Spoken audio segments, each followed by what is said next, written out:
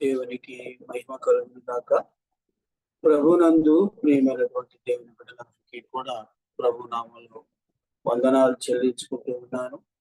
దేవుడు మనకు సమయాన్ని విజ్ఞానాన్ని మనకు దయచేసినందుకే దేవుని అంతేనా మనం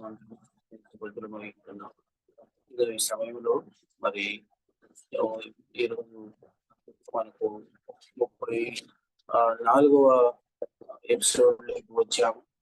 మరి దేవుడు ఈ 34వ ఎపిసోడ్ ఉన్నటువంటి ఇచ్చినటువంటి వాక్య భాగాన్ని చదువుకొని మనం కొద్దిగా ఆ యొక్క వాక్య భాగాన్ని మనం చక్కగా మనం ధ్యానం చేసుకుందాం. మరి మొదటి యోహాను పత్రిక 4వ అధ్యాయం చివరికి 3 వచనాలు అనగా 19, 20, 21 వచనాలు చదువుకుందాం. 19, 20, 21 వచనాలు. మరి 21 వచనాలు ఈ 4వ అధ్యాయంలో ఉండేది. ఇంతవరకు మనము 18 వచనాలు ధ్యానం చేసుకున్నాం. ఈ 34వ ఎపిసోడ్ లో ఈ భాగంలో మనం ఈ 3 వచనాలు చదువుకొని మనం ఆయనే మొదట మనల్ని ప్రేమించిన గనుక ఏమైందండి 19వ వచనంలో ఆయనే మొదట మనల్ని ప్రేమించిన కనుక మనము ప్రేమించుచున్నాము. ఇది 19వ వచనం. తర్వాత 20వ వచనం, ఎవడైనను నేను దేవుని ప్రేమించుచున్నానని చెప్పి తన సహోదరుని ద్వేషించిన ఎడల అతడు అబద్ధికుడగును. ఏమవుతాడు? అబద్ధికుడగును. తాను చూచిన తన సహోదరుని ప్రేమింపని వాడు తాను చూడని దేవుడిని ప్రేమింపలేడు. ఇది 20వ వచనం. 21వ వచనం, దేవుని ప్రేమించువాడు తన సహోదరుని కూడా ప్రేమింపవలనను ఆజ్ఞను మనం ఆయన వలన పొంది ఉన్నాము. ఈ మాటలు మన కొరకై దీవించలాగా చిన్న ప్రార్థన చేసుకున్నాం. ప్రేమగల మా తండ్రి, కృపగలిగిన దేవ యేసయ్య, మీకే స్తుతులు స్తోత్రాలయ్యా, వందనాలు చెల్లించుకుంటున్నాం. మా జీవితాలలో మరొక ఈ బైబిల్ స్టడీ దినాన్ని మాకు దయచేసినందుకై మీకు స్తోత్రం స్తోత్రం స్తోత్రం నాయన, వందనాలు చెల్లించుకుంటున్నాం. అంతేకాదు ప్రభువా, ఈ యొక్క జూమ్ యాప్ లో కూడా యాడిన బిడ్డలందరినీ బట్టి మీకు స్తోత్రాలు. ఇంకా ఎవరైనా ఈ యాప్ లో యాడ్ కావాలో వారిని మీరు నడిపించండి. వారు కూడా తండ్రి జీవ వాక్యాన్ని వినేటట్టు సహాయం చేయండి ప్రభువా. నాయన బలహీనుని నిష్ప్రయోజకమైనటువంటి నన్ను కూడా మీ శిరోజాట్ను మరుగుపరిచి నాయన మీ పునరుద్ధాన శక్తిని బట్టి, మీ ఆత్మ నింపుదలను బట్టి ప్రభువా మీ వాక్యము ప్రకటన చేయడానికి సహాయం చేయండి. పరిశుద్ధాత్మ దేవుడుగా మాతో ఉండి, మాలో ఉండి, మా మధ్య నుండి మమ్మల్ని నడిపించండి. ఆటంకపరిచే ప్రతి అంధకార శక్తులను, సాతాను శోధనను నజరేయుడైన యేసు నామములో దూరపరచండి. చక్కగా తండ్రి నెట్టడానికి, చేయడానికి వీటన్నిటిలో కూడా మీకు చూపించమని మీ నామానికే మహిమ ఘనత ప్రభావాలు ఆరోపించుకుంటూ యేసు నామములో స్తుతించి ప్రార్థిస్తున్నాము పరమ తండ్రి. ఆమేన్. సమయంలో మనం దేవుని వాక్యాన్ని ఒక్కొక్కటిగా ఈ 3 వచనాలు 19, 20, 21 వచనాలు ఏమి తెలియజేస్తుంది, ఇందులో ఉన్నటువంటి దేవుని యొక్క ఉద్దేశం ఏమిటి, లేక ఎన్ని మర్మాలు మనకు దేవుడు రాయించి పెట్టాడు అన్న విషయాలను మనం గుర్తు చేసుకోవాల్సిన వారు ఉంటుంది. అంతవరకు పోయినసారి మనం చూసినట్లయితే 18వ వచనంలో మనం చూసినప్పుడు పరిపూర్ణమైన ప్రేమ గురించి మనం ధ్యానం చేసుకున్నాం. అందులో దేవుని యొక్క పరిపూర్ణమైన ప్రేమ ఆయన నమ్ముకున్న వారందరిలో ఉండాలని దేవుడు కోరుకుంటున్నాడన్న సంగతిని మనము 18, 17, 16, 15, 18 వచనాల్లో చూసాం. మరి ఈ దినాన మనం చూసినట్లయితే 19వ వచనంలో ఉన్నటువంటి విషయాన్ని మనం గుర్తు చేసుకున్నట్లయితే ఎవరు మనము ప్రభువును ప్రేమించటం అన్న మాట ముందు చూసుకున్నాం. మనము ప్రభువును ప్రేమించటం కారణం ఏమిటి అన్నటువంటి ఆలోచన మనకు వచ్చినప్పుడు, ప్రశ్న మనకు వచ్చినప్పుడు దానికి సమాధానం ఈ వచనంలో మనకు దొరుకుతుంది. ఏమిటి అంటే అక్కడ రాయబడిన మాట చూడండి. ఆయనే మొదట ఏం చేసినాడట? ఆయనే మొదట ప్రేమించను. మనలను ప్రేమించెను కదా. ఆయనే మనల్ని ప్రేమించినాడు కనుక ఇది మనం చూసినట్లయితే మనము ప్రభువును ప్రేమించడం ముఖ్య కారణం ఏమిటి అని అంటే ఆయనే మొదట మనల్ని ప్రేమించినాడు కనుక ఏమైంది అని అంటే మనము ప్రేమించుచున్నాము అంటే మొదట దేవుని యొక్క ప్రేమను రుచి చూచిన వారు మాత్రమే ఆయన ప్రేమించగలుగుతారు. ఇది సత్యం. అలా కాకుండా నేను ప్రేమించినాను కనుక దేవుడు నన్ను ప్రేమిస్తున్నాడు అన్నట్లయితే అది శుద్ధాబద్ధం. కారణం ఏమిటి అని అంటే ఆయన మనము ప్రేమించినాడు. అందుకే మనం చూసినప్పుడు ఒక్కసారి మనం గుర్తు చేసుకున్నట్లయితే యోహాను సువార్త 3:16 అందరికీ తెలిసినదే ఏమిటంటే దేవుడు లోకమును ఎంతో ప్రేమించెను అని. దానికి ప్రతిఫలంగా ప్రేమకు ప్రతిఫలంగా ఏమిచ్చినాడో కూడా మనం అక్కడే రాయబడింది. ఏమిటది? కాగా తన అద్వితీయ కుమారుడైనటువంటి తన ప్రియ కుమారుని ఏం చేశాడు? మనకు బహుమానంగా అనుగ్రహించినాడు కదా. అందుకని ఎవ్వరూ నష్టపోకుండా ఉండాలని ఆయన మొదట మనల్ని ప్రేమించినాడు. ఈ సత్యాన్ని ఎరిగినటువంటి వారు ఆ ప్రేమించినటువంటి ఆ దేవాది దేవుడిని మనం ప్రేమించగలుగుతున్నాం. ఇది అందుకని ఈ కీర్తన ఈ యొక్క వచనంలో మనం చూసినప్పుడు ఆయనే మనలను ప్రేమించిన కనుక కదండి మనము ప్రేమించుచున్నాము అన్న విషయాన్ని మనం గుర్తు చేసుకోవాల్సిన వారు. అది కూడా మనం చూసినట్టయితే ఈ లోకములో ఉన్నటువంటి ప్రేమ కాదండి. అది కూడా చెప్తున్నాను. ఏమిటి అని అంటే ఆయన మనల్ని ప్రేమించాడు, మనము ఆయన ప్రేమించగలుగుతున్నాం. దాంట్లో మధ్యలో ఉన్నటువంటి విషయం ఏమిటి అని అంటే అది ఈ లోకంలో ఉన్న ప్రేమ కాదు.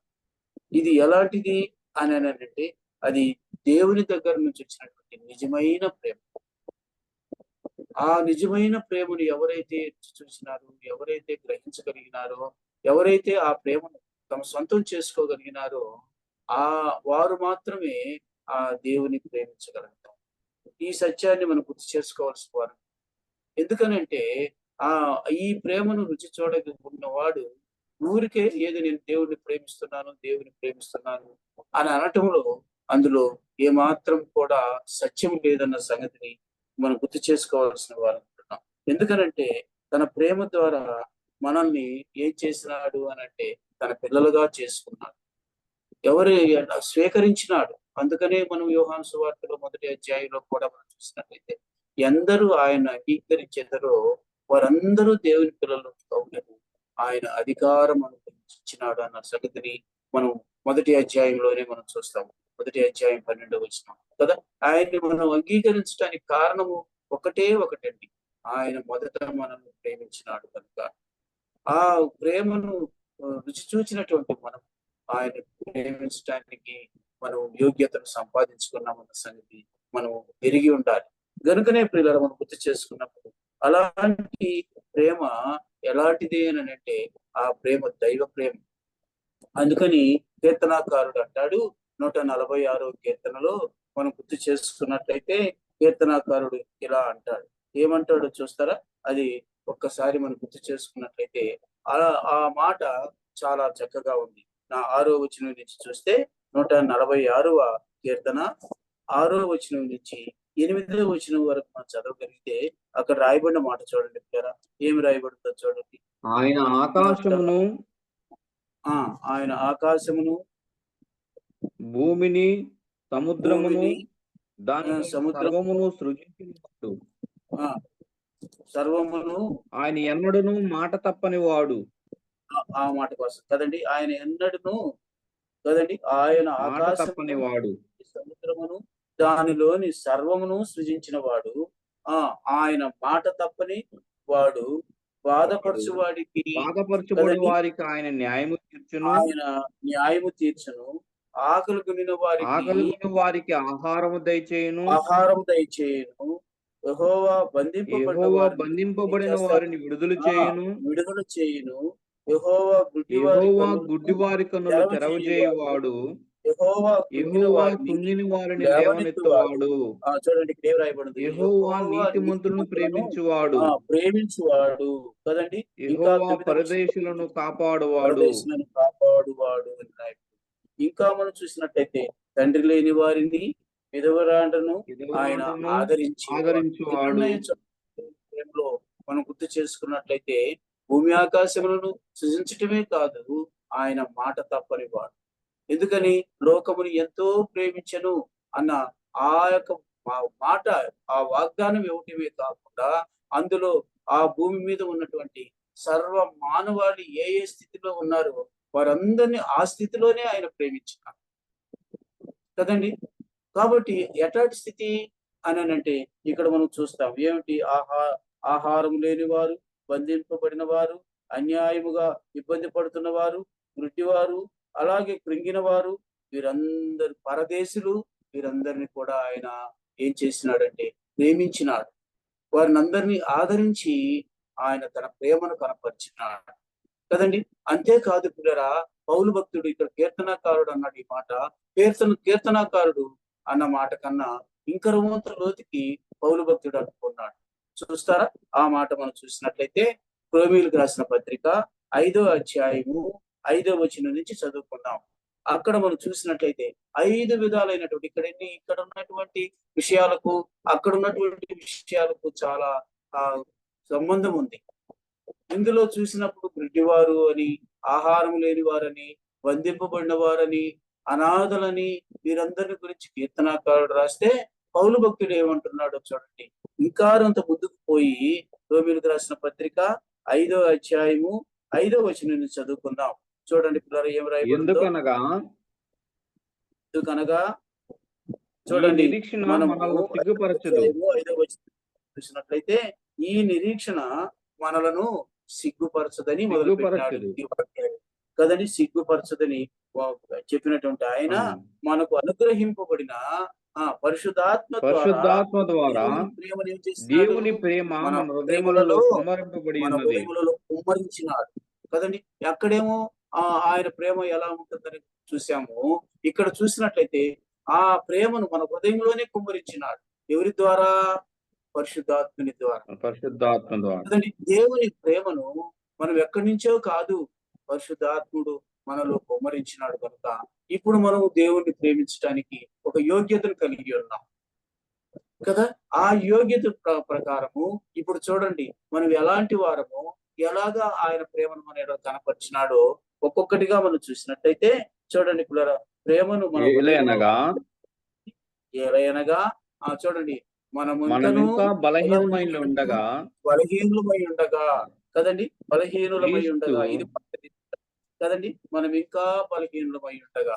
రెండోది మనం చూసినట్లయితే మనం ఇంకా భక్తిహీనులమై ఉండగా ఏం జరిగింది అనేది మనం చూద్దాం కదా. బలహీనులమై ఉంటిమి, భక్తిహీనులమై ఉంటిమి, పాపులమై ఉంటిమి, అనీతిమంతులమై ఉంటిమి, శత్రువులమై ఉంటిమి కదండి.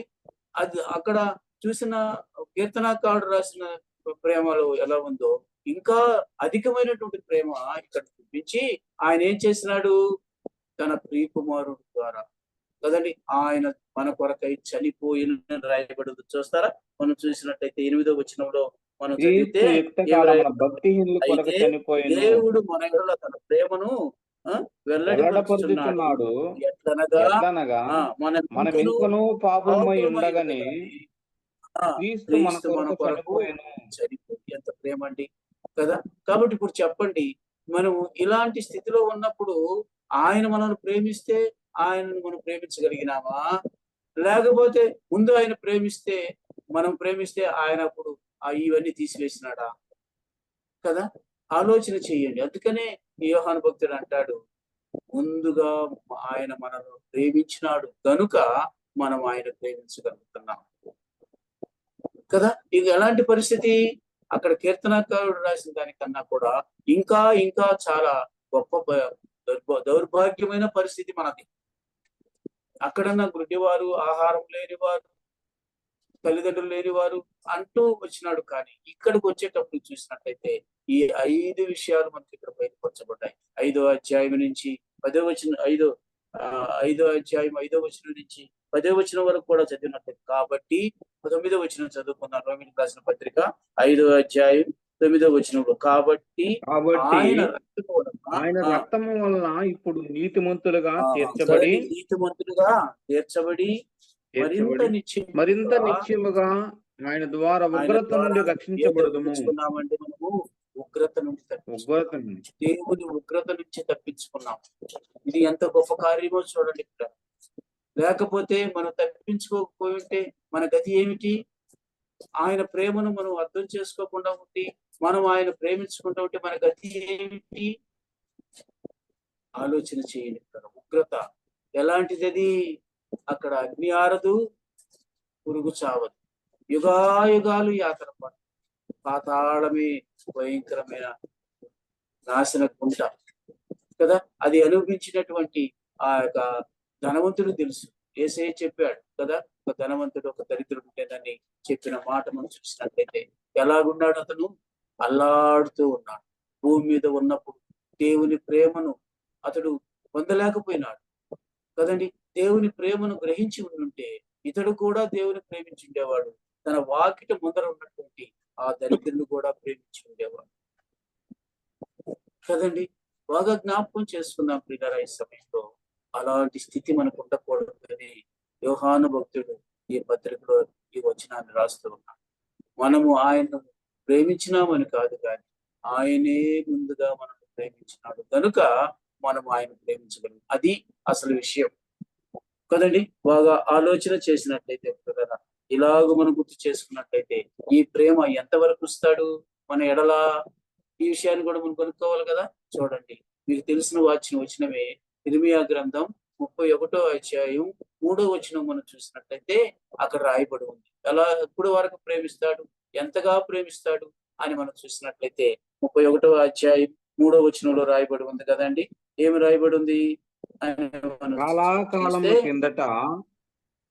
చాలా కాలం క్రిందట యెహోవా నాకు ప్రత్యక్షమై ఇట్లా నేను ప్రత్యక్షమై ఇర్మియా భక్తుడు ప్రవక్త రాస్తూ ఉన్నాడు. నాకు దేవుడు ప్రత్యక్షమై ఏం చెప్పినాడు అని మనం చూస్తే ఇట్లా నేను శాశ్వతమైన ప్రేమతో నేను నిన్ను ప్రేమించుతున్నాను. శాశ్వతమైన ప్రేమ అండి ఇది జరిగిపోయేది కాదు, మధ్యలో ఆగిపోయేది కూడా కాదు. శాశ్వతమైన ప్రేమ కదండి. భూమి మీద మనం ఉన్నంత వరకు కాదు, దేవుని సన్నిధికి చేరినప్పుడు కూడా ఆ ప్రేమను మన ఎడల చూపిస్తాడు. అందుకని కదండి పౌలు భక్తుడు 1 కొరింథీయులకు రాసిన పత్రిక 13వ అధ్యాయం చివరి వచనంలో మనం చూసినట్లయితే 3 విషయాలు చెప్తారు. 3 ఉన్నాయంట. ఏమిటది? విశ్వాసము, నిరీక్షణ, ప్రేమ కదండి. ఈ మూటిల్లో శ్రేష్టమైనది ఏదట? 13 రాయబడి ఉందన్నమాట. ఈ మూటిలో ఏది శ్రేష్టమైనది అని రాయబడిందంటే ప్రేమే శ్రేష్టమైనది కదా. బాగా జ్ఞాపకం చేసుకుందాం కదా. శాశ్వతమైన ప్రేమతో మనం ప్రేమించే దేవుడు మనకున్నాడు. మాట తప్పని దేవుడు మనకున్నాడు. సృష్టికర్త అయిన దేవుడు మనకున్నాడు. మన బలహీనతలు ఎరిగిన దేవుడు మనకున్నాడు కదా. 5 విషయాలు చెప్పారు. ఏమిటంట? మనము ఎలాంటి వారమని మనం ఒకసారి చూస్తే బలహీనులము, భక్తిహీనులము, పాపులము, అనీతి పరులము, శత్రువులము. వీటన్నిటి కొరకు యేసయ్య మన కొరకే శిలువలో బలియాగమైన చనిపోయాను అని వ్రాయబడి ఉంది కదా.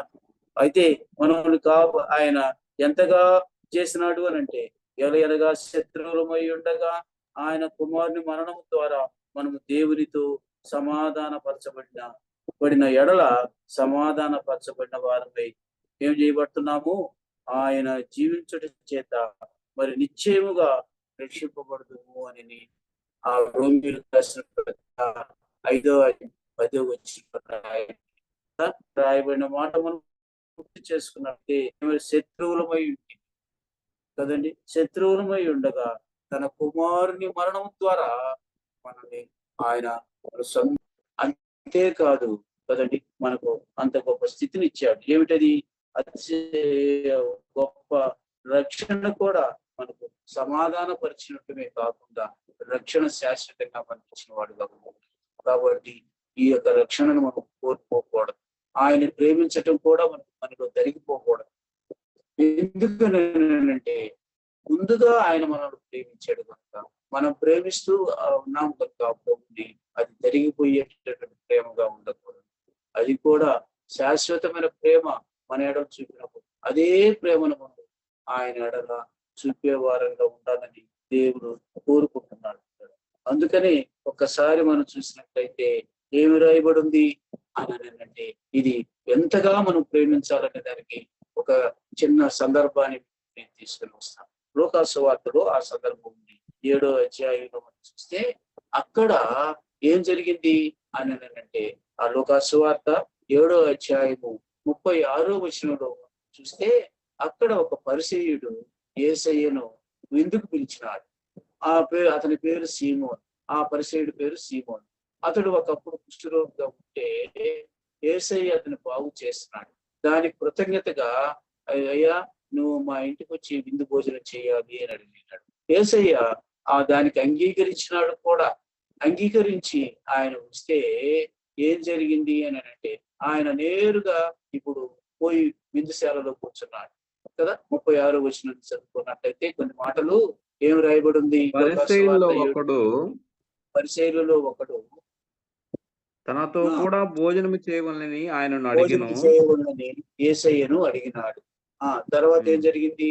ఆయన ఆ పరిసయ్యుని ఇంటికి వెళ్ళి భోజన పంక్తిని కూర్చుండగా ఏం జరిగినాడు? నేరుగా వెళ్ళి ఎక్కడ కూర్చున్నాడయ్యా? భోజన పంక్తిని కూర్చుండగా. అంటే మధ్యలో ఏ కార్యము జరగలేదు. యోధాచార ప్రకారం కావచ్చు, ఆనాడు ఉన్నటువంటి ఆచారం ప్రకారం అతిథి ఇంటికి వస్తే వాళ్ళకి కాళ్ళకి నీళ్ళు ఇవ్వాలి, తలకు నూనె ఇవ్వాలి, వారిని కూర్చోబెట్టి వారికి అతిథి సత్కారం చేయాలి. ఇవేమీ చేయలేదు ఈ యొక్క పరిసయ్యుడు. అయితే అలా వచ్చి కూర్చున్న తర్వాత అక్కడికి యేసయ్య వచ్చినాడు అన్నటువంటి సంగతి ఒక స్త్రీ, ఆమె పేరు రాయలేదు కానీ ఆమెకు ఒక బిరుదు మాత్రం ఇచ్చున్నారు. ఏమిటది? పాపాత్మురాలైన స్త్రీ కదా, అది ఆమె బిరుదు. అలాగా ఆమె తెలుసుకున్నది. ఆమె ఏం చేసిందంటే తన ఇంటిలో ఉన్నటువంటి అత్తర బుడ్డి తీసుకున్నది, నేరుగా యేసయ్య దగ్గరకు వచ్చింది. యేసయ్య కాళ్ళు వెనకాలకి అలచుకొని కూర్చొనింటే ఆయన పాదాల దగ్గర నిలబడి తన పాత స్థితిని, పాపపు స్థితిని అంతటిని గుర్తు చేసుకొని ఏడ్చింది. ఆ ఏడుపులో ఆ కారినటువంటి కన్నీళ్లు యేసయ్య పాదాలు తడిచినాయి. అప్పుడు కన్నీళ్లు చూస్తే యేసయ్య పాదాల మీద తన కన్నీళ్లు కారి తడిచిపోయి ఉంది. అయ్యో నా ప్రభు యొక్క పాదాలు నేను నా కన్నీళ్లతో తడిపేసినానే అనని ఆమె తన శిరస్సు వంచి తన యొక్క తల వెంట్రుకలతో ఆ పాదాలను తుడిచివేసి ఆ యొక్క తడినంతటిని తుడిచివేసింది. యాక్చువల్ గా చెప్పాలి అంటే స్త్రీలకు తల మీద ఉన్నటువంటి వెంట్రుకలు చాలా పవిత్రమైనవి, చాలా వారికి అది ఒక మంచి బిరుదు లాంటిది. అలాంటి పరిస్థితుల్లో ఆమె ఆ తల వెంట్రుకలు తల వంచి ఆ తల వెంట్రుకలతో యేసయ్య పాదాలు తుడిచింది. తొడవటమే కాకుండా తను తెచ్చినటువంటి అత్తరు బుడ్డిని అత్తరునంతటిని కూడా ఆయన పాదాలను పూసింది. ఇవన్నీ చాలా ఇంకా ముందుకు చదివితే చాలా ఉన్నాయి, కానీ అక్కడ జరిగిన సందర్భం చూసినట్లయితే అలా ఆ అత్తరు పూసి ఆయన పాదాలకు పూసి ఇప్పుడు తల వంచి అలాగే ముద్దు పెట్టుకుంటూ ఉంది కదండి. అంటే ఎంతగా ఆమె యేసయ్యను ప్రేమించిందో చూడండి కదా. ఎందుకని అంటే యేసయ్య ఆమె చేసే క్రియలు ఏమాత్రం కూడా త్రోసివేయలేదు, తృణీకరించలేదు. అందులో యేసయ్య ప్రేమను ఆమె గ్రహించగలిగింది. మీరు బాగా గుర్తు చేసుకోండి పిల్లరా, ఎంతకనే చెప్పారు, 5 విషయాలు చెప్పారు. మన బలహీనులము కదండి, భక్తిహీనులము, అనీతిమంతులము, శత్రువులము కదండి. అంటే ఇలాంటి వాటినన్నీ మనలో పెట్టుకున్నా కూడా మనల్ని ప్రేమించే విషయంలో యేసయ్య ముందుంటాడు అంతే. అలాగే ఈ స్త్రీ చేస్తూ ఉన్నప్పుడు యేసయ్య ఏమాత్రం కూడా త్రోసివేయకుండా నువ్వు పాపాత్మురాలవమ్మా, నన్ను ముట్టుకోపాకమ్మా అని అనలేదు ఆయన. అందులో ఉన్నటువంటి సత్యాన్ని ఆమె గ్రహించగలిగింది. అందుకనే అలాగే ముద్దు పెట్టుకుంటుంది. అయితే విందుకు పిలిచినటువంటి పరిసయ్యుడు మాత్రం ఈ ప్రేమను ఏమాత్రం కూడా గ్రహించలేకపోయినాడు. అరే నేను పిలిస్తే వెంటనే నా ఇంటికి వచ్చినాడే, ఇంటికి వచ్చిన తర్వాత నేను ఏమాత్రం కూడా ఆయన్ని గౌరవించకపోయినా, సరైన మర్యాదలు చేయకపోయినా, నన్ను ఒక మాట కూడా అనలేదే అని ఏమైనా గ్రహించినాడా? అందులో ఉన్నటువంటి యేసయ్య ప్రేమను గ్రహించగలిగినాడా? గ్రహించలా. కానీ ఈమె గ్రహించింది. అందుకని ఆమె అంతగా అంతగా విలపించింది, అంతగా దీనాతి దీనంగా యేసయ్య పాదాలు పెట్టుకుంది. పిల్లరా, అప్పుడు వీడు ఓర్వలేక పరిసయ్యుడు మనసులో అనుకుంటున్నాడు, ఏంది ఈయన ఇలాగ చేస్తున్నాడు ఏమిటి, గమ్ముకున్నాడు ఏమిటి చేయకుండామని అని అంటే, హృదయాంతరంగాలు ఎరిగినటువంటి యేసయ్య కదండి ఇప్పుడు మాట్లాడటం మొదలు పెట్టినాడు. అంతవరకు మౌనంగా ఉన్నటువంటి యేసయ్య మాట్లాడాల్సి వచ్చింది. అతని తత్వాన్ని, ఈమె యొక్క తత్వాన్ని బట్టబయలు చేయాల్సి వచ్చింది. ఇలా జ్ఞాపకం చేసుకోండి, అందరూ అవమానించిన యేసయ్య ఆమెను అవమానించలేదండి. ఆమెను అంతగా ముందుగా ప్రేమించినాడు కనుక ఆయన ఇప్పుడు అసలు విషయం చెప్పేస్తున్నాడు. చూస్తారా, అక్కడే ఉంది. ఇటు మనం చూస్తే 47 వచనం అనుకుంటాను, ఏం రాయబడిందో చూడండి. 47 వచనంలోనేనా, ఆమె విస్తారముగా ప్రేమించిన గనుక, ఆమె విస్తారముగా నన్ను ప్రేమించను గనుక ఆమె యొక్క విస్తార పాపములు క్షమించబడినని, ఆమె యొక్క విస్తారమైన పాపములు చేయబడ్డాయి, క్షమించబడినని నీతో చెప్పుచున్నాను. ప్రేమను మనం గ్రహించగలిగితే, మనం అర్థం చేసుకోగలిగితే, ఆ ప్రభువును మనం ప్రేమిస్తే మన విస్తారమైన పాపాలు క్షమించబడతాయి కదా. ఆలోచన చేద్దాం పిల్లల, ఈ సమయంలో ఈ యొక్క 19వ వచనంలో ఉన్నటువంటి సత్యాన్ని గ్రహించినట్లయితే, ఇప్పుడు ఎవరు ప్రేమించారు, ఆ తర్వాత ఎవరు ప్రేమించారు? మొదటగా ఆయన ప్రేమించాడు, ఆ తర్వాత ఆ స్త్రీ ప్రేమించింది. అయితే ఇదేది కూడా గ్రహించలేకపోయినటువంటి పరిసయ్యుడు మాత్రం యేసయ్య చేత గద్దింపబడ్డాడు. నువ్వు అలా చేయలేదయ్యా, నేను వచ్చినాను కానీ ఏ మాత్రం కూడా గమనించలేదు, నువ్వు మర్యాద చేయలేదు కదా అనని అందరి ముందర పరిసయ్యుడి యొక్క పరిస్థితిని యేసయ్య తెలియజేసినాడన్న సంగతిని మనం గుర్తు చేసుకోవాల్సిన వారం.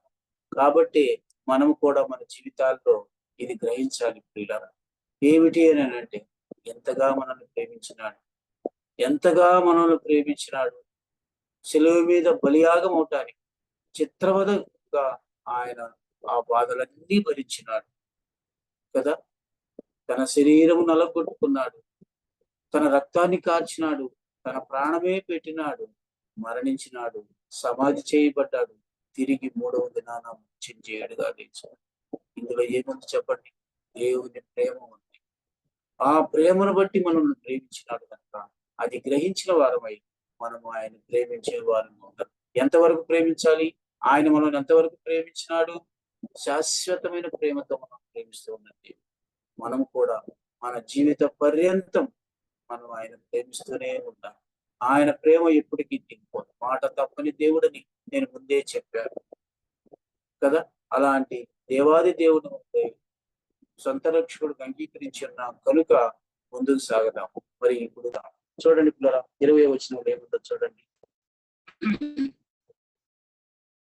20వ వచనం, ఎవడైనా నేను దేవుని ప్రేమించుతున్నానని చెప్పి, కదండి, ఎవడైనను నేను దేవుని ప్రేమించుచున్నానని చెప్పి తన సహోదరుని ద్వేషించిన ఎడల అతడు అబద్ధికుడు అవుతాడు. తర్వాత చూచిన తన సహోదరుని చూచిన తన సహోదరుని ప్రేమింపని వాడు చూడని దేవుని ప్రేమించలేడు. మొదటిది ఏమిటి అంటే, సహోదరుని ప్రేమించినప్పుడు వాడు కూడా అవుతాడు. చూసినట్లయితే కదండి, మన కళ్ళున్నటువంటి సహోదరుని మనం ప్రేమించలేకపోతే కదండి, మనం కనిపించినట్టు ఆ ప్రేమ ఎలా మనం ప్రేమించగలుగుతాం? అక్కడే మన యొక్క అబద్ధం ఏంటో బయటకు పోయింది.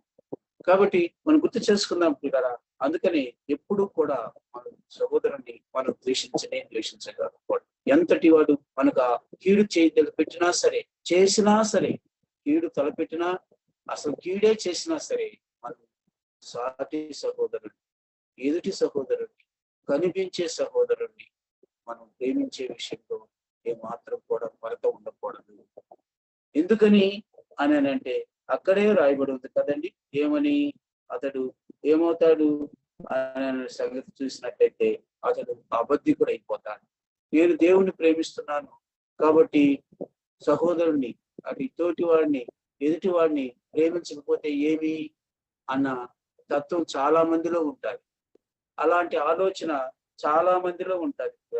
అలా ఉన్నప్పుడు మనము కదండి అబద్ధికులమే అవుతాం. ఎందుకని ఆ ప్రేమ సరిపోతులే, నేను చాలా భక్తిగా ప్రభువుని ప్రేమిస్తున్నాను, అది చాలులే అని అనుకుంటాం. కానీ అది కాదు. కానీ మనము ఈ యొక్క కనపడేటటువంటి సహోదరుని మనం ప్రేమించగలిగితే కదండి, అప్పుడు కనపడనటువంటి ఆ దేవుణ్ణి కూడా మనం ప్రేమించిన వారు ఉంటాం. అది ఆ యొక్క 20వ వచనంలో చెప్తున్న మాట. ఎందుకనంటే కొందరు అనుకున్నట్టుగా నేను అదే చెప్పాను కదా, నేను దేవుణ్ణి ప్రేమిస్తున్నానులే, అది చాలులే అనుకుంటే కుదరదు. కానీ కదా మనకు కనపడేటటువంటి సహోదరుని ఎవరైనా కావచ్చు, అది శత్రువు లాంటి వాడు కావచ్చు, మనల్ని కూడా ఆయన ప్రేమించేవాడు కావచ్చు, స్నేహితుడు కావచ్చు కదండి, తోడబుట్టినవాడు వాడు కావచ్చు, ఇంకా ఎవరైనా కావచ్చు, వారిని ప్రేమించే విషయంలో ఏమాత్రం కూడా మనం కొరత చూపించకూడదు. అంటే ఏదో చేయాలని కాదు, కానీ శత్రుత్వాన్ని పెంచుకోకూడదు, ద్వేషాన్ని అదే ద్వేషిస్తే అన్నమాట ఉంది కదండి. ఆ ద్వేషం అనేది ఎంతవరకు వెళుతుంది అని అంటే అది అసూయ కిందకు వస్తుంది, కపటం కిందకు వస్తుంది, తగువులాడే కిందకి వస్తుంది. కాబట్టి అప్పుడు ఏమవుతుంది, అది అంతా కూడా అబద్ధికుడు, దేవుని దృష్టిలో అబద్ధికులు అయిపోతాము. కాబట్టి మనం ఆ విషయంలో మనం ఎక్కడా కూడా మనం ఆ మాట తప్పిన వారం కాకూడదు. ఎందువలన అంటే కనిపించే సహోదరుని మనం ద్వేషిస్తే కనపడని దేవుని మనం ప్రేమించిన వాళ్ళు అవుతామా కదండి. కాబట్టి ఈ విషయంలో చాలాగా మనం గమనించి అలాగా ముందుకు సాగాలని ప్రభు పేరట మీకు మనవి చేస్తున్నా. ఎందుకనంటే కాస్తో కోస్తా మనలో ఆ యొక్క విషబీజం ఉంటుంది. ఆ విషబీజం వలన కదండి మనము ఆ ప్రేమను కోల్పోయి మనము ద్వేషాన్ని మనకు కలిగిస్తాడు సాతాను. ఏం పర్వాలేదులే, వాడిని నీకు చేశాడు కదా అని అనుకొని అలా చేయగలరు అంటారు. ఒకసారి భగత్ సింగ్ గారు అప్పటికి హైదరాబాద్ లో ఆ హెబ్రోను మందిరం లేదు, అంతా కలిపి చెన్నైలోనే ఉన్నప్పుడు ఆయన ఆరాధనకి వాక్యం చెప్తూ ఒక మాట చెప్పాడండి. ఏమిటంటే, పుచ్చుకునే వాళ్ళు ఎవరైనా ఒక్కసారి సరి చేసుకోండి. ఎవరితైనా సహోదరునితో నీవు ఇబ్బంది కలిగి ఉంటే, పోట్లాడి ఉంటే, ముందు అతనితో పోయి సమాధాన పడి వచ్చి ఈ బలలో చేయి వేయాలని చెప్పినాడు. అంటే ఆ మాట అంటంతో ఆ యొక్క మందిరంలో ఉన్నటువంటి సహోదరుడు గబగబా లేచి బయటికి వెళ్ళిపోయి కదండి, ఉన్నటువంటి వాహనంలో వెళ్ళిపోయి ఆ యొక్క తన తోటి ఉద్యోగి దగ్గరకు వెళ్ళాడట. వెళితే అక్కడ ఆయన ఆదివారం కాబట్టి అతను దేవుని నమ్ముకోలేదు, ఆదివారం కాబట్టి ఇంట్లోనే కూర్చుంటూ ఉన్నాడు. అతనికి ఎవరు అంటే ఈ అధికారి బయటికి వెళ్ళాడే, అతను మంచి ఇంజనీర్. ఆయన ఆ ఆఫీస్ లో తన కింద ఉన్నటువంటి ఉద్యోగిని ఏదో ఫైల్ విషయంలోనూ ఏదో అంతనో గొడవ పెట్టుకున్నాడు, బాగా తిట్టేసి వచ్చేసినాడు. అది శనివారం జరిగింది. ఆదివారం ఆరాధనలో భగత్ సింగ్ గారు ఈ మాట చెప్పిన వెంటనే ఇప్పుడు అతని దగ్గర పోయి సమాధానం అక్కడికి వెళ్ళటంతో ఆ యొక్క ఉద్యోగి చాలా భయపడిపోయాడంట. ఇదేంది మా అధికారి వచ్చాడు ఆదివారం దినాన అని. ఏం అయ్యగారు కూర్చోండి, ఏం సార్ ఎట్లా అంటే ఏమి లేదని చెప్పి ముందు నేరుగా పోయి అతని చేతులు పట్టుకొని నన్ను క్షమించు అని. అతని పేరు, ఆ ఇంజనీర్ పేరు రాజమణి. ఆ యొక్క ఉద్యోగస్తుడి పేరేమో తెలియదు, కానీ ఆయన మాత్రం రాజమణి అనేటటువంటి ఆ ఇంజనీర్ గారు చేతులు పట్టుకుంటే, ఏం సార్ ఏంటికి అని అంటే, నేను నీతో గొడవ పడ్డాను, నేను ఎట్ట మాట్లాడినాను, నన్ను క్షమించు, నువ్వు క్షమించినానని చెప్పకపోతే నేను చర్చికి వెళ్ళి ఆరాధన చేయలేను. అదేంది సార్, నేను అప్పుడే మర్చిపోయాను, అది నా తప్పే కదా, అందుకనే మీరు పై అధికారికి అన్నారు కదా అంటే కూడా కుదరదు, నువ్వు నన్ను క్షమించమని క్షమించినానని చెప్పాల్సిందే. అలా ఆ ఉద్యోగి దగ్గర క్షమాపణ తీసుకొని ఆ తర్వాత వచ్చి ఆరాధనలో బలులు వేశారు రాజమణి గారు. ఆయన తర్వాత గొప్ప సేవకుడైన చెన్నైలో. ఇలా జ్ఞాపకం చేసుకున్నాం. ఈ సమయంలో ఏం చేస్తున్నాం మనం? కనీసం ప్రార్థనలోనే గుర్తు చేసుకుంటున్నామా మన యొక్క సహోదరుని, లేకపోతే ద్వేషిస్తూనే వారిని పక్కన పెడుతున్నామా అన్నది ఆలోచన. ఈ మాటలు వింటున్నట్టు సమయ బిడ్డ ఆలోచన చెయ్యి. మన జీవితాల్లో అలా ఉండకూడదని ఈ వాక్యం సెలవిస్తుంది. కనిపించేటటువంటి సహోదరుని నువ్వు ద్వేషిస్తే కనిపించినటువంటి ఆ దేవుడిని నువ్వేం ప్రేమించినట్లు? ఈ మాటకు సమాధానం ఉందా మన దగ్గర? ఆలోచన చేయాలని ప్రభు పేరట మీకు మనవి చేస్తూ ఉన్నాను. పిల్లరా, నిజమే. అందుకే పొరుగు వారిని గురించి యేసయ్య చెప్తూ, ఎవరు మన పొరుగువాడు అని చూస్తే, పిల్లరా, లూకాసు వార్త 10వ అధ్యాయంలో ఒక సందర్భాన్ని చెప్పినాడు. ఒక మనుషుడు ఉండెను. అతడు యెరూషలేము నుంచి యెరికోకు వెళుతూ ఉన్నప్పుడు మార్గ మధ్యంలో దొంగల చేతిలో చిక్కాడు. ఆ దొంగలు అతను బట్టలు తీసేసుకున్నారు, బాగా కొట్టారు, పరువు బిడ్డతో వెళ్ళిపోయినారు. ఆ దారి పక్కన మూలుగుతూ పడి ఉన్నప్పుడు ఇలా జ్ఞాపకం చేసుకోండి ఏం జరిగింది అని అంటే, మొదట లేవీయుడు ఆ దారిని పోతాము. లేవీయుడు అంటే ఎవరు అనుకుంటున్నారు? ఒక్కసారి మనం చూసినట్లయితే అది రెఫరెన్స్ తీయదండి. నిర్గమకాండంలో 32వ అధ్యాయంలో ఉందండి. ఏమిటి అని అంటే, లేవీయుడు ఎలాంటి వాడు అని మనం గుర్తు చేసుకున్నట్లయితే దేవుని సేవ చేసేవాడు కదండి. దేవుని సేవ చేస్తూ ప్రత్యక్ష గుడారంలో ఉండేవాడు ఈ లేవీయుడు. అతడు ఆ యొక్క పడిపోయినటువంటి ఆ వ్యక్తిని చూసినాడు, దూరంగా ఉండి చూశాడు, పక్కదారిని వెళ్ళిపోయినాడు. ఇంకొకరు వచ్చాడు, యాజకుడు వచ్చాడు. అతని విషయం కూడా మనం చూస్తే సంఖ్యాకాండంలో ఉంటుంది. అది కూడా మనం చూసినట్లయితే ఆ యాజకుడు కూడా ఏం చేసినాడు? దేవుని సన్నిధిలో ఉండి అందరి కొరకు విజ్ఞాపన చేసేటటువంటి యాజకుడు ఆ వ్యక్తి ఆడ పడిపోతుంటే కదండి, ఆ దగ్గరకు కూడా పోకుండా దూరంగా ఉండి చూసి అతడు కూడా పక్కకు వెళ్ళిపోయినాడు. వీరిద్దరూ కూడా దేవుని సన్నిధిలో ఉన్నవాళ్లేగా, దేవుని సేవ చేసేవారేగా. మరి ఎందుకని వీళ్ళు పక్కకు వెళ్ళిపోయినారు? ఏమి లేదు వీళ్ళల్లో. ఆ పడిపోయి ఉండేవాడిని ద్వేషించినారే కానీ ప్రేమించలేదు కదా. ఆలోచన చేయండి కదా. మన జీవితాల్లో అదే ఒక సమరయుడు ఉన్నాడు. సమరయుడు అంటే అతడు ఎలాంటి వాడు? ఆ సమాజంలో పేరు ప్రతిష్టలు లేనివాడు, వేసివేయబడినవాడు, తృణీకరింపబడినవాడు. అతడు ఆ యొక్క పడిపోయినటువంటి మనిషిని చూశాడు కదండి. అతని మీద కనికరం చూపించాడు, దగ్గరికి వెళ్ళాడు, తన దగ్గర ఉన్నవేవో వాటిని ఆ యొక్క వ్యక్తికి అందించాడు కదండి. అలాగూ అతన్ని తన వాహనం మీద ఎక్కించుకొని పూటకోళ్ళ వారి ఇంటికి తీసుకొని వచ్చి పరామర్శించను అని రాయబడింది. ప్రేమలో ఉంది పరామర్శ కదండి. అలా చేయగలిగినటువంటి స్థితి మనకు ఉన్నట్లయితే నిజముగా మన దేవుని మనం ప్రేమించిన వారం అవుతాం. చూడని మనకు కనపడినటువంటి దేవుని ప్రేమించడం అంటే ఇదేనండి.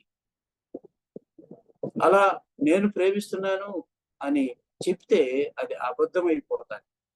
కనుక పిల్లరా, జ్ఞాపకం చేసుకుందాం ఈ సమయంలో. తాను చూడని దేవుని ప్రేమించలేడు అని 20వ వచనంలో చెప్పాడా లేదా? చూడండి ఏమి రాసిందండి. ఆఖరి వచనంలో మనం చూస్తే, ఆఖరి భాగంలో 20వ వచనం ఆఖరి భాగంలో మనం చూస్తే, తాను చూచిన తన సహోదరుని ప్రేమించిన వాడు తాను చూడని దేవుని ఏం చేయలేట? ప్రేమింపలేడు. ఆడ ఒక సంఖ్య నంబర్ వేసి కింద రాసినాడు. ఎట్లు ప్రేమింపగలడు అని క్వశ్చన్ వేసినాడు. చూడండి ఉందా? 3వ నంబర్ వేసి కింద ఏం రాసినాడు? ప్రేమింపగలడు. ఆడైతే ఖచ్చితంగా చెప్పేసినాడు కదండి. మరి కింద రాయబడిందంటే ఎట్లు ప్రేమింపగలడు పరిశుద్ధాత్మ దేవుడే మనల్ని క్వశ్చన్ వేస్తున్నాడు, ప్రశ్నిస్తున్నాడు. కాబట్టి ఈ సహోదరుల సహోదరి ఈ సమయంలో గుర్తు చేసుకుందాము. మనము దేవుని ప్రేమను పొందిన వారు కనుక మన ప్రేమ కూడా ఎంతో ఉన్నతమైనదిగా ఉండాలని దేవుడు కోరుకుంటున్నాడు. ఈ లోక ప్రేమ కాదు. ఉన్నాయి ఫ్రెండ్స్, స్నేహితుల మధ్య ప్రేమ ఉంది, తల్లిదండ్రులు బిడ్డల మధ్య ప్రేమ ఉంది కదండి, బిడ్డలకి తల్లిదండ్రులకి ప్రేమ ఉంది, భార్యాభర్తలకు ప్రేమ ఉంది కదండి, అందరికి మధ్య ప్రేమ ఉంది. కానీ ఈ ప్రేమ కన్నా శ్రేష్టమైన ప్రేమ ఏది అంటే అగాపే ప్రేమ. అదే దేవుని ప్రేమ. ఆ దేవుని ప్రేమను పొందినవాడు కదండి కనపడేటటువంటి సహోదరుని ద్వేషింపడు అన్న విషయాన్ని మనం గుర్తు చేసుకోవాల్సిన వారు కదండి. కాబట్టి ఇప్పుడు చెప్పండి, 19వ వచనంలో చూసాము, 20వ వచనానికి వచ్చినాము, ఇప్పుడు 21వ వచనానికి వెళదాం. చూడండి పిల్లరా, 21వ వచనం చివరి వచనం. ఈ అధ్యాయంలో దేవుని ప్రేమించువాడు తన సహోదరుని కూడా ప్రేమింపవలనను సహోదరుని కూడా ప్రేమింపవలను ఆజ్ఞను మనం ఆయన వలన పొంది ఉన్నాము కదండి. ఎవరు వలన పొంది ఉన్నాము ఈ మాట? ఈ యొక్క ఆజ్ఞ ప్రభు దగ్గర నుంచి పొందినాం కదా. కాబట్టి ఈ ఆజ్ఞను మనం ఎప్పుడూ కూడా మర్చిపోకూడదు, దూరం చేసుకోకూడదు.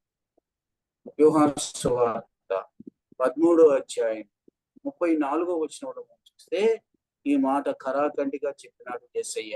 చూస్తారా ఏం రాయబడిందో? చూస్తే ఎలా చేసుకోవాలంట ఆజ్ఞ అని మనం గుర్తు చేసుకున్నాం. ఒకరినొకరు అన్న మాట చూడండి అక్కడ. మీరు ఒకరినొకరు ప్రేమింపవలనని, మీరు ఒకరినొకరు ప్రేమింపవలనని కదండి మీకు కొత్త ఆజ్ఞ ఇచ్చుచున్నాను. కొత్త ఆజ్ఞ ఇస్తూ ఉన్నాను కదండి. అంటే అంతకుముందు 2 ఆజ్ఞలు ఉన్నాయి. ఏమిటది? నీ పూర్ణ హృదయంతోను, నీ పూర్ణ ఆత్మతోను, నీ పూర్ణ మనసుతోను, నీ పూర్ణ శక్తితోను నీ ప్రభువును మీరు ప్రేమించాలి. ఇది మొదటిది.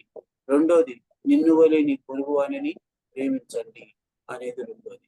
ఇది కొత్త ఆజ్ఞ అంటున్నాడు. ఏమిటి అంటే ఒకరినొకరు, పొరుగువారే కాదు, ఒకరినొకరు మధ్య ద్వేషభావం ఉండకూడదు, విరోధ భావం ఉండకూడదు కదండి. వాళ్ళు ఎలాంటి వాళ్ళైనా ఉండొచ్చు కూడా కాక మనం మాత్రం ఒకరినొకరు ప్రేమించే విషయంలో ఏ మాత్రం కూడా తేడా ఉండకూడదని మీరు అనొచ్చు. మీకేం తెలుస్తుందండి వాడు చేసినటువంటి పరిస్థితులు, ఎట్ట బాధ పెట్టినాడు, ఎలాగా దూషించినాడు అని అనుకోవచ్చు. అందరికీ ఉంటుంది అలాంటి పరిస్థితి. అయినా కూడా దేవుని ప్రేమను మనం పొంది ఉన్నాము కనుక మనం ఒకరినొకరు ప్రేమించుకునే విషయంలో తేడా ఉండకూడదు అనేది దేవుని యొక్క ఉద్దేశం. నేను ఇందాక చెప్పాను కదా, వల్ల తీసుకునే సమయానికి దైవజనుడు అయినటువంటి భక్సింగ్ గారు ఆ మాట అన్నాడో లేదో, అప్పటికే ఇంజనీర్ గా ఉన్నటువంటి రాజమౌళి గారు లేచి బయటికి వెళ్ళిపోతున్నాడు. అంతే, వెళ్ళిపోయి క్షమాపణ తీసుకొని మరి ఆయన మళ్ళా తిరిగి వచ్చి బలం వచ్చి వేసి ఒకరినొకరు ప్రేమించడం అది కఠినమైనదే. ఈ యాక్చువల్గా చెప్పాలంటే ఆ వ్యక్తి, ఆ ఉద్యోగి డ్యూటీలో తప్పే చేసినట్టు, అందుకని అధికారిగా ఈయన దండించాడు. అయినా కూడా వెళ్ళి మరలా అతన్ని ఈయనే క్షమాపణ అడిగాల్సిన పరిస్థితి వచ్చింది. అదే చూడండి, లేవీయుడున్నాడు, యాజకుడున్నాడు, కానీ పరప్రాణంతో పడినటువంటి వ్యక్తిని ప్రేమించలేకపోయినారు. ఒకవేళ వీళ్ళకి ఏమైనా తగ్గుబడి ఉందా? ఆ మనుషుడికి, లేవీయుడికి, యాజకుడికి ఏమి లేదే. దగ్గరకు కూడా పోకుండా పక్కదాన్ని వెళ్ళిపోయినారు అని అంటే మీరు నిజముగా దేవుని బిడ్డలేనా? అంటే దేవుని ప్రత్యక్ష గుడారంలో సేవ చేసేవాళ్ళేనా? కనుక జ్ఞాపకం చేసుకున్నాం. ఒకవేళ అలాంటి తలంపు వచ్చినప్పుడు ప్రభువుని అడగాలి, ప్రభువా అలాంటి ద్వేషభావాల నుంచి మనసు నుంచి తప్పించని నేను అడిగితే దేవుడు నన్ను తప్పనిసరిగా క్షమిస్తాడు.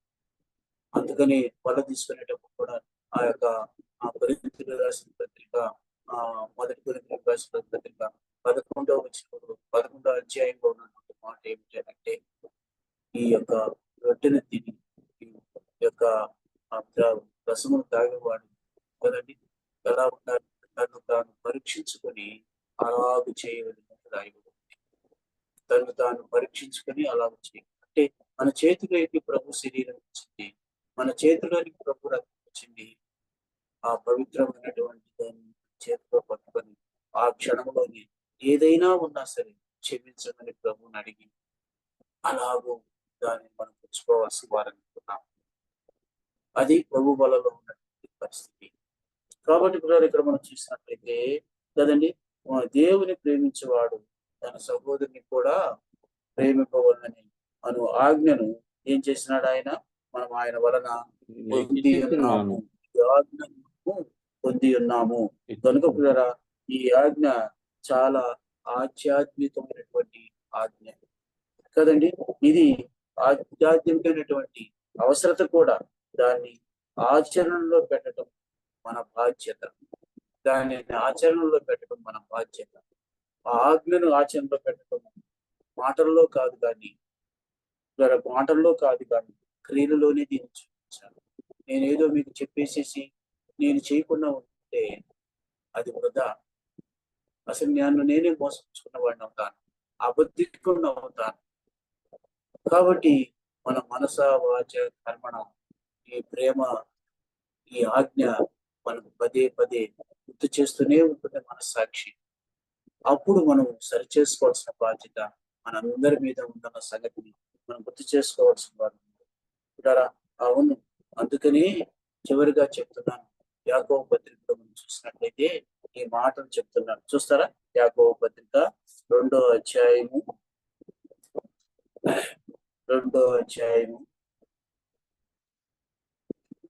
14వ వచనం చదువుకుందాం. చూడండి. నా సహోదరులారా, క్రియలు లేనప్పుడు ఎవడైనను తనకి విశ్వాసం కలదని చెప్పిన ఎడల ఏమి ప్రయోజనం? లేనప్పుడు ఏమంట? విశ్వాసం కలదని చెప్పిన ఎడల ఏమి ప్రయోజనం?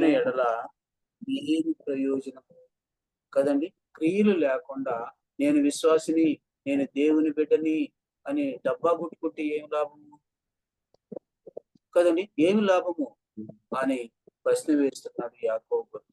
ఆ తర్వాత ఏమి రాయబడిందో చూడండి. అట్టి విశ్వాసం అతన్ని రక్షింపగలదా?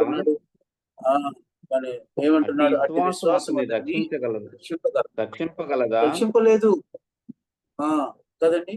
సహోదరుడైనను సహోదరి అయినను దిగంబరులై ఆనాటికి భోజనము లేక ఉన్నప్పుడు కదండి, మీలో ఎవడైనా కావలసిన వాటిని ఇయ్యక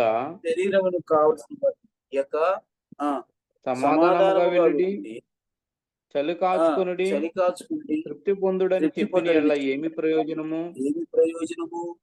కదండి. ఈ క్వశ్చన్ కి ఆన్సర్ ఉందా కదండి? ఏమి లాభము, ఏమి ప్రయోజనం? క్రియలేదు ఇక్కడ, కానీ విశ్వాసి నేనని చెప్పుకుంటాను కదా. ఆలోచన చేయండి కదా. అక్కడ మనం గుర్తు చేసుకున్నప్పుడు ఏమి ప్రయోజనము అని అంటున్నాడు. ఇంకేమంటున్నాడు? అలాగే విశ్వాసము క్రియలు లేనిదైతే అది ఒంటిగా ఉండి మృతమగును, ఏమైపోతుందగును, చనిపోయింది. కాబట్టి అది జీవము లేనటువంటి విశ్వాసం, జీవము కలిగినటువంటి విశ్వాసం కాదు, చనిపోయినటువంటి విశ్వాసం, మృతమైనటువంటి విశ్వాసం. ఎందుకనంటే ఇందులో ఏమి లేదంటే క్రియ లేదు. ఆ క్రియ లేకుండా మనం ఎంత చేసినా కూడా, ఎంత చెప్పుకున్నా కూడా అది ఎలా ఉంటదంటే అతిశయంగానే ఉంటది కానీ గొప్పలు చెప్పుకున్నట్టే ఉంటది కానీ నిజముగా దేవుని ఆజ్ఞను పాటించిన వారం కాకుండా పోతున్నాం. అందుకని ఇంకా ఏమంటున్నాడు అని మనం చూసినట్లయితే చదవండి ఆ మాట. అలాగే విశ్వాసం క్రియలు లేనిదైతే అది ఒంటరిగా ఉండి మృతమైపోతుంది. అయితే కాబట్టి ఇంకా నీకు విశ్వాసం ఉన్నది అలాగ చేసుకోకూడదు. మనం ఇక్కడ గుర్తు చేసుకున్నట్లయితే క్రియలు లేని విశ్వాసం, క్రియలు లేని ప్రేమ అది మృతమైపోయింది. కనుక ప్రేమ మన జీవితంలో, మన విశ్వాస జీవితంలో మనం నేర్చుకోవాల్సిన పాఠం ఏమిటి అని అంటే కదండి, సహోదరుని ద్వేషించకుండా సహోదరుని ప్రేమించేవారని ఒకరిని ప్రేమించుకోవాలనేది దేవుడు ఇచ్చినటువంటి ఆజ్ఞ కనుక అలా నడుచుకోవాలని దేవుడు కోరుకుంటున్నాడు. అలాగైతే ఈ సహోదరుడు సహోదరి ఈ 3 వచనాల్లో ఉన్నటువంటి ఈ యొక్క దేవుని ఉద్దేశాన్ని మనం కలిగి ఉండాలని దేవుని యొక్క ప్రేమను మనం పొంది ఉన్న వారుగా ఉండాలని దేవుడు కోరుకుంటున్నాడు. కాబట్టి ఆ 19వ వచనంలో చూసినప్పుడు కదండి, ఆయనే మనల్ని ప్రేమించినారని మనం గుర్తు చేసుకుంటున్నాం. 20వ వచనానికి వచ్చేటప్పటికి ఆయన ప్రేమ మనము ఇతరుల ఎడలు కూడా చూపించాలని మనం కోరుకుంటున్నాం. మరి 21వ వచనానికి వచ్చేటప్పటికి ద్వారా మనం ఏం చేయాలి అంటే ఆయన ఆజ్ఞను మనం పాటించిన వారంగా ఉండాలని దేవుడు కోరుకుంటున్నాడు. కాబట్టి ఈ 3 వచనాలని మనం ముందుంచుకొని మనం పరీక్షించుకున్నాం. ఎక్కడ తగ్గిపోతున్నాం, ఎక్కడ మనం దేవుని విరోధంగా ప్రవర్తిస్తూ ఉన్నాం అన్న విషయాన్ని గుర్తు చేసుకుని సరి చేసుకుని ప్రభు దగ్గరకు వస్తే ఆయన అలాంటి వాడు కదండి. మనం అక్కడ రోమిలకు రాసిన పత్రిక 5వ వచనంలో చూసాం, బలహీనులమి కదండి, భక్తిహీనులను, శత్రువులము, అనీతిమంతులము, అలాంటి వారిని ప్రేమించిన దేవుడు, అలాంటి స్థితిలో ఉన్నట్టు మనల్ని ప్రేమించిన దేవుడు ఈనాడు కూడా ఏ విషయంలో మనం తగ్గిపోతే ఆయన మనల్ని మరలా సరిచేసి నడిపించే దేవుడు కనుక ఆయన పాదాలు పట్టుకొని ప్రభుని వేడుకుందాం. ప్రభు తప్పనిసరిగా సహాయం చేస్తాడు. దేవుడు ఈ మాటలు దీవించిన కాక మీకందరికీ కూడా ప్రభు నామములో వందనాలు చెల్లించుకుంటున్నాను. శ్రద్ధగా విన్నందుకై మరలా దేవుని వాక్యాన్ని ధ్యానించుకుంటారన్నటువంటి నమ్మకంతో మీకందరికీ వందనాలు చెల్లించుకుంటూ నేను ఈ వాక్యాన్ని ముగిస్తున్నాను. ఇంతటితో ఈ 4వ అధ్యాయం ముగించబడింది. మరి దేవుని కృపను బట్టి వచ్చే బైబిల్ స్టడీ దినానికి 5వ అధ్యాయం నుంచి మొదలు పెట్టుకుందాం. ఇది 34వ ఎపిసోడ్ పూర్తి చేసుకున్నాం. అందరికీ మరొకసారి వందనాలు చెల్లించుకుంటూ నేను ముగించుకుంటున్నాను.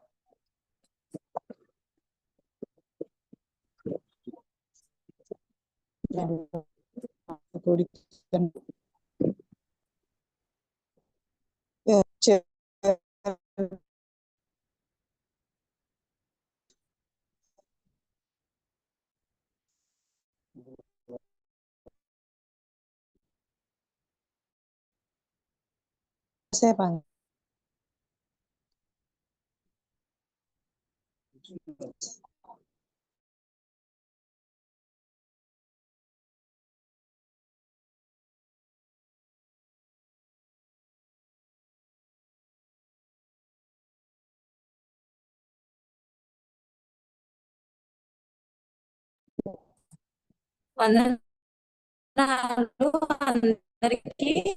సంకృషి చేస్తే మనం అనుకుందాం.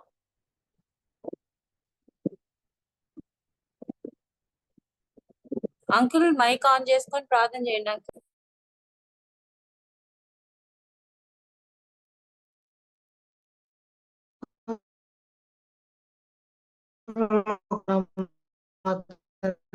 నీకే స్తోత్రాలయండి, వందనాలు చెల్లిస్తున్నాం తండ్రి. ఆయన చెప్పబడిన వాక్యాన్ని జీవించి ఆశీర్వదించిన ఆయన నా తండ్రి. ప్రభువా యేసయ్యా నీకే స్తోత్రాలయ్యని వందనాలు చెల్లిస్తున్నాం తండ్రి. దయ చూపించిన ఆయన, కనిపించిన ఆయన మా పట్ల సహాయం చేయండి. యేసయ్యా నీకే స్తోత్రాలయ్యని వందనాలు ఇస్తున్నాం తండ్రి. ప్రభువా ప్రేమ